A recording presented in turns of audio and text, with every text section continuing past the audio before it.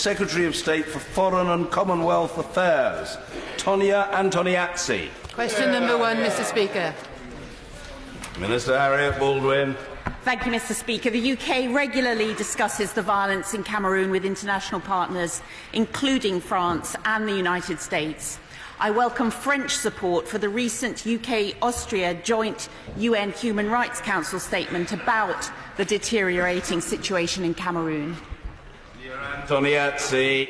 Southern Cameroon voted to join French Cameroon as federated states equal in status, but this is clearly not what has happened. They are treated as a region made up of second-class citizens.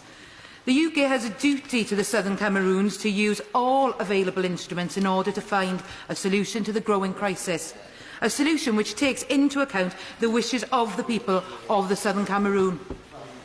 Will the Secretary of State meet with me and a delegation of Southern Cameroons to discuss possible solutions?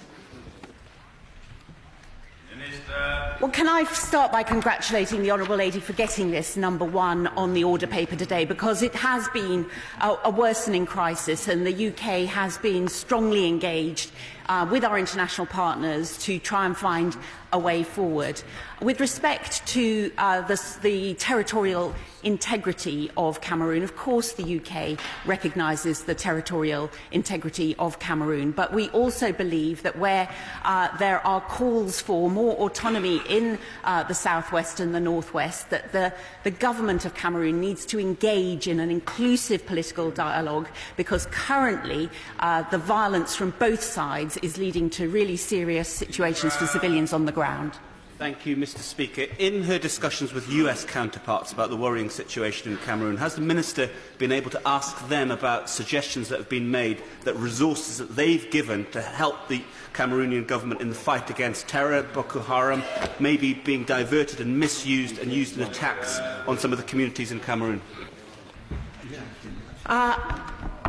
Mr. Speaker, as I often find myself saying in these questions, I am happy to be accountable in terms of what the UK government has been doing. I can confirm that the UK government has extensive discussions, not only with the government of Cameroon, who, as my right honourable friend will know, are a partner with the international community in terms of the fight against Boko Haram and the Islamic State of West Africa in the north of the country.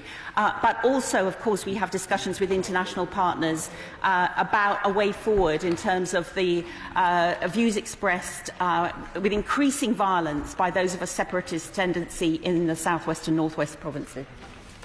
Alison Thewlis. Thank you much, Mr. Speaker. One of my constituents is a member of the South Cameroonian diaspora and is deeply concerned with what's going on.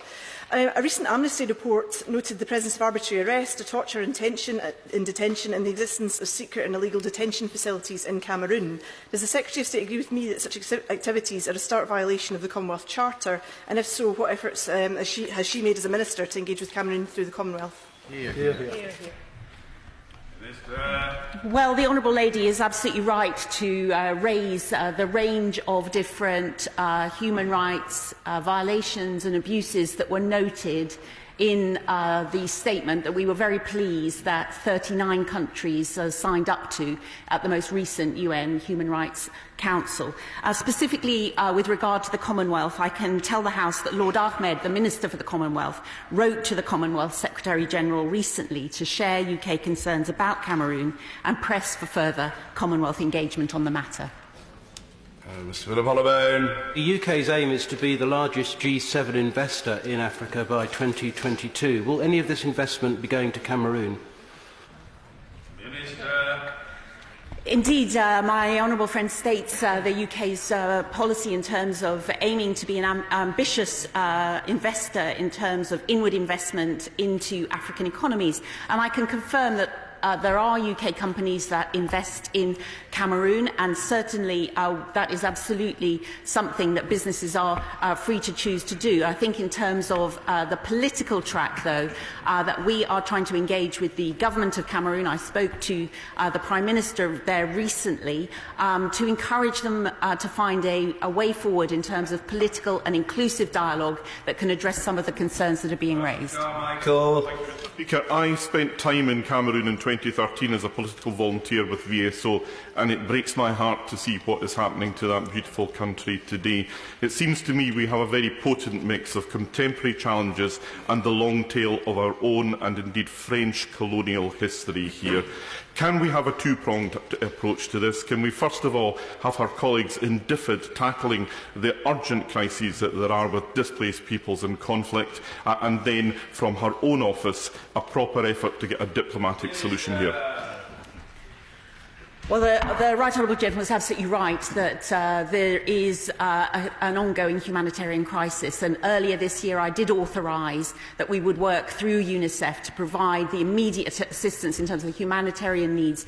Over 400,000 people have been displaced in this crisis, over 30,000 have fled into Nigeria, and I can say that DFID is working in terms of programming, and we're also urging the government to allow access for humanitarian actors into all parts of Cameroon. Liz McInnes. Thank you, Mr. Speaker. Human Rights Watch said last week, and I quote, "Government forces in Cameroon's Anglophone regions have killed scores of civilians and torched hundreds of homes over the past 6 months. So can I ask the Minister of State, how many more innocent civilians need to be slaughtered for Cameroon to be suspended by the Commonwealth?"